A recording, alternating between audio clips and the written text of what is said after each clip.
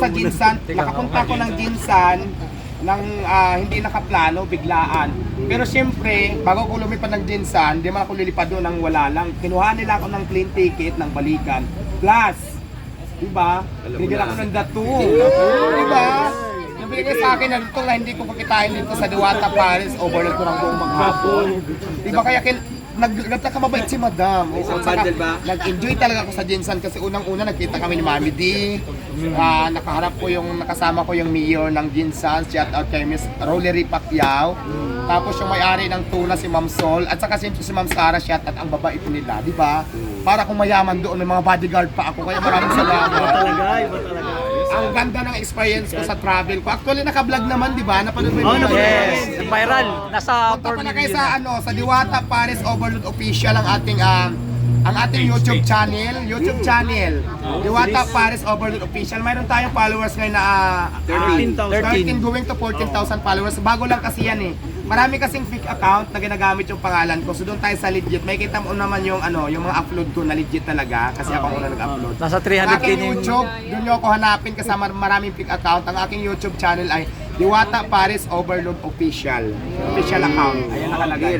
Ang akin naman Facebook ay Diwata Paris Over Fan Page. Meron na tayo ngayon followers na 700,000 mahigit na. Nasa 750 na yata. So yun yung legit. Diwata Paris Over Fan Page. Akin yun talaga.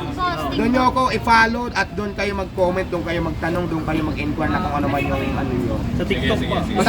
Basta sa page mo ay doon, nagla-live ka lagi Sa TikTok mayroon din ako, Diwata Paris Overload Official account. So yun, yung mga channel natin na yun, doon lang ako nagla-live vlog. Yes, nagpo-monetize si Diwata. Marami kasi ngayon gumagaya ng account ko, nagpapanggap kung ano ng mga gimmick nila na hindi ako. Inaano ko lang na huwag kayo mag-follow sa fake account kasi hindi naman ako yan. Tapos pagka kasi kung ano ang gawin niya na sabihin na ako, di ba, magpanggap, di ba magamit sa hindi maganda yung page ko, nagkakala niyo ako.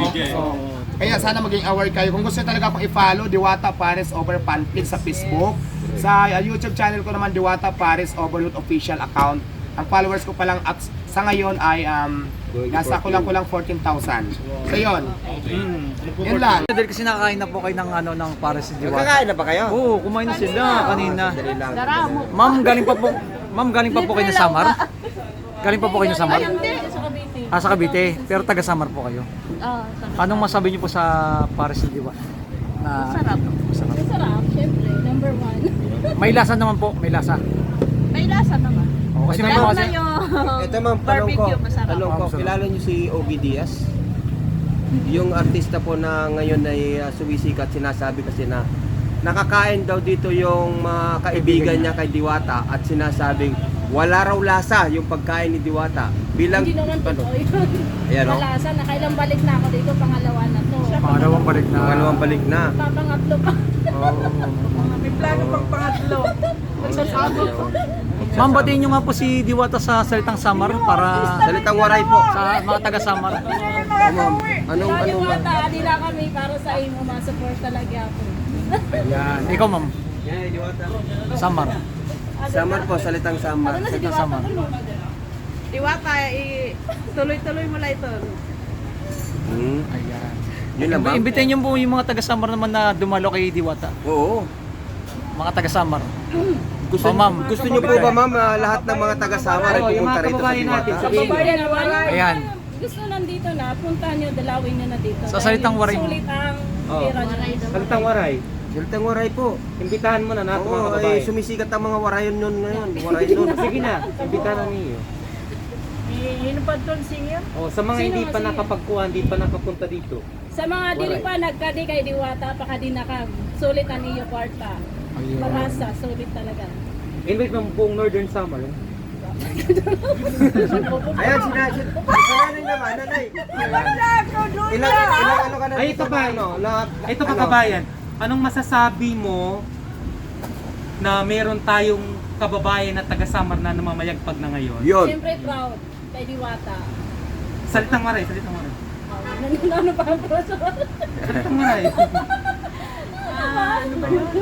Salitang waray. Oo. Padayon la, Diwata. Proud kami sa iyo. Oo. Padayon lang. Padayon lang. Kami, ako solid na supporters mo. So sa mga nagbabash kay Diwata, anong masasabi mo? Hanggang dyan lang kayo, hanggang salita lang kayo.